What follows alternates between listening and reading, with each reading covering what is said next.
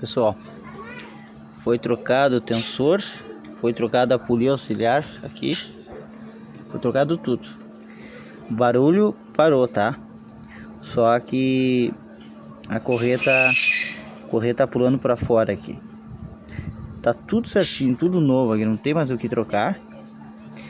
As polias lá estão tudo certo, tá tudo dentro do alinhamento, mas ela segue pulando para fora. Sabe qual é o problema? Se ela estiver fazendo barulho do primeiro vídeo lá, o problema tá aqui, ó. Aqui, ó. Ó a folga que ela tá. Ó. Retificar ou botar manopla. Ó.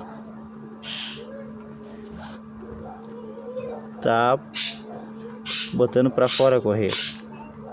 Trocou aqui, já era. Parou a correia de sair pra fora. Só botando uma nova agora.